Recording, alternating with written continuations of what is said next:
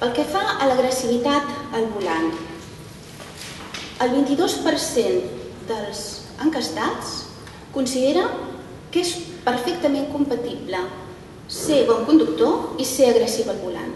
De fet, el 40% es confessen agressius i el 43% considera que l'agressivitat no és un factor de risc al volant.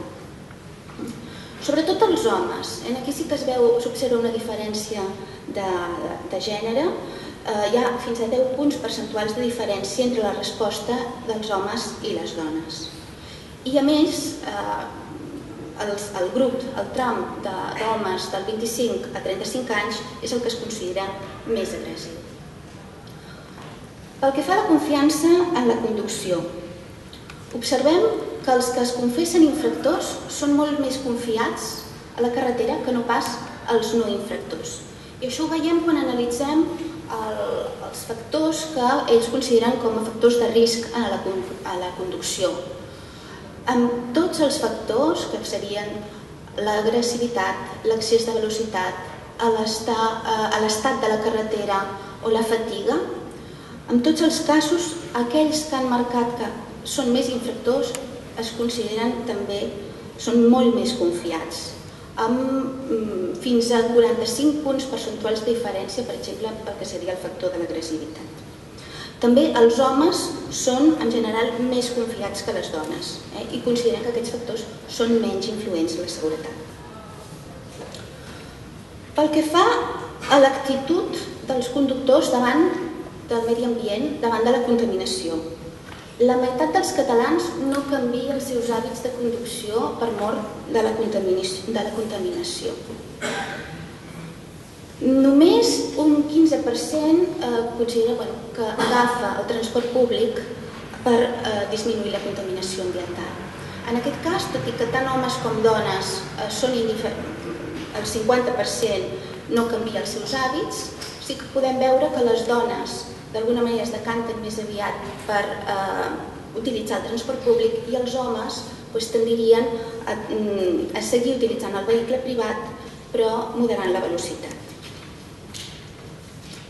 Pel que fa al respecte als altres usuaris de la via, el 43% dels catalans són irrespectuosos amb els vianants, amb els conductors de motos o de bicis.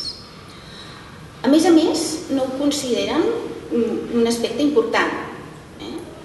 Tot i que es consideren irrespectuosos, el 45% dels que es consideren irrespectuosos consideren que ells són prou bons conductors. Per tant, no consideren que el respecte als altres usuaris sigui un factor diferencial del bon conductor. Concloent, el que veiem és que realment cal invertir més en educació viària i en conscienciació dels perills de la conducció. Tenim un col·lectiu amb un elevat nivell d'agressivitat, poc respectuós amb els altres usuaris de la via i cofois de la seva bondat al volant. Diem, el 95% es considera bon conductor. Concloent, tenim una majoria de catalans que sobrepassa el límit de velocitat, estàvem parlant de 3 de cada 4 sobrepassa el límit de velocitat. Els homes joves de tram de 25 a 35 anys són el sector més infractor, tot i confessar-se conscienciat dels perills. Veiem que cal potenciar valors cívics en la conducció, vigilar amb l'agressivitat, potenciar el respecte als altres usuaris de la via, treballar amb la sensibilitat als factors mediambientals. En definitiva, entenem que cal fer una inversió en educació viària per tal de conscienciar els conductors, i no només de conscienciar, sinó també de canviar els hàbits, conscienciar-los del perill de conduir amb excés de velocitat, del perill de la conducció sota els efectes de l'alcohol i de les drogues, de la importància de respectar els vianants, els conductors de motos, de bicicletes, de la importància de conduir sempre concentrat, de no confiar-se. Veiem que els més infractors són els més confiats. I de que entendre que la conducció agressiva no és un signe de confiança ni de bona conducció. Moltes gràcies.